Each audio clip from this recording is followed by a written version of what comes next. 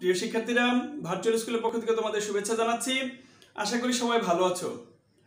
তো আজকের ভিডিওটি অ্যাসাইনমেন্ট নিয়ে। তোমরা জানো ইতিমধ্যে ষষ্ঠ থেকে নবম শ্রেণী পর্যন্ত চতুর্থ সপ্তাহের অ্যাসাইনমেন্ট ঘোষণা করা হয়েছে।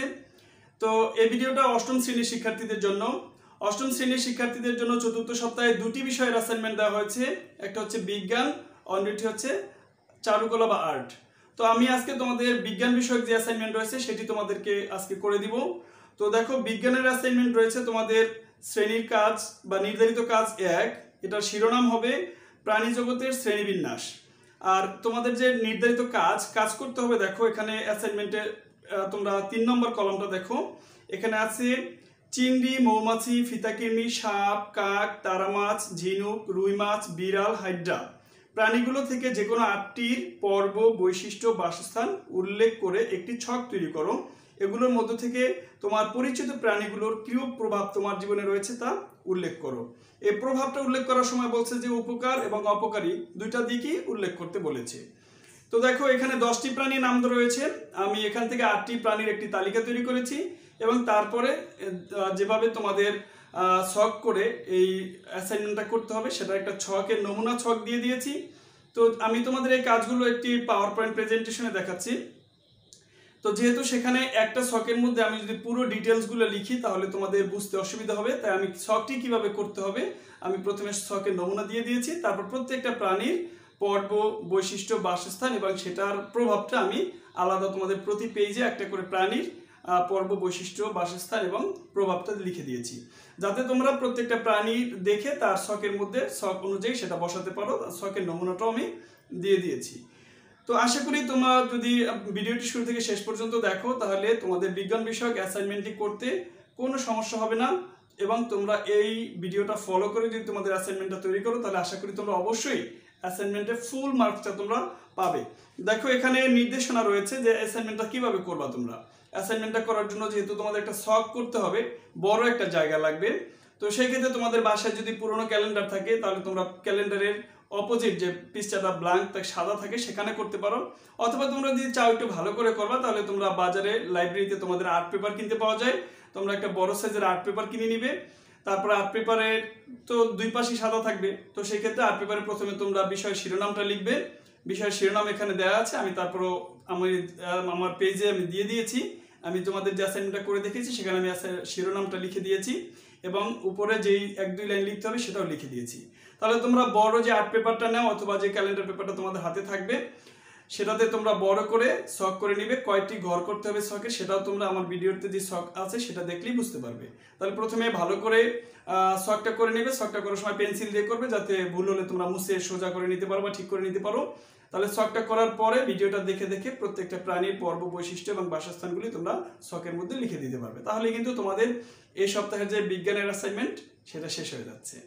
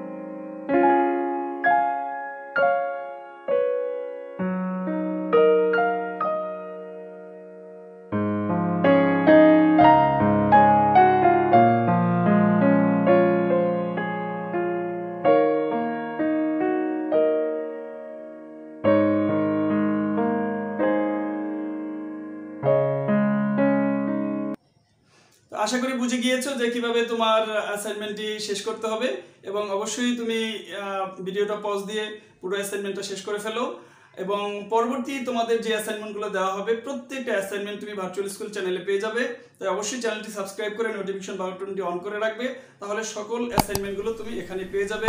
অ্যাসাইনমেন্ট নিয়ে আর কোনো দুশ্চিন্তা করতে হবে না। আরেকটা গুরুত্বপূর্ণ কথা হচ্ছে, অ্যাসাইনমেন্ট তো তোমাদের মূল্যায়ন করার জন্য, কিন্তু তোমাদের শুধুমাত্র অ্যাসাইনমেন্ট নির্ভর পড়াশোনা করলেই হবে না, তোমাদেরকে অবশ্যই বইয়ের পড়াশোনাগুলিও করতে হবে, বাকি পড়াশোনাগুলো করতে হবে। কারণ পরবর্তীতে স্কুল খুললে নিশ্চয়ই তোমাদের একটা মূল্যায়নের দিকে যেতে পারে। তো সেই ক্ষেত্রে তোমরা তোমাদের গণিত এবং বিজ্ঞান বিষয়ক প্রতিটি অধ্যায়ের যে ভিডিও সেটা তোমরা আমার এই ভার্চুয়াল স্কুল চ্যানেলে পেয়ে যাবে। অবশ্যই চ্যানেলের প্লেলিস্ট দেখলে তোমরা দেখবে যে এখানে অধ্যায় ধরে ধরে তোমাদের গণিত করানো হয়েছে। তো ভার্চুয়াল স্কুলের সাথে থাকবে। ভার্চুয়াল স্কুল তোমাদের সমস্ত প্রয়োজনে সবসময় পাশেই থাকবে। Good bye.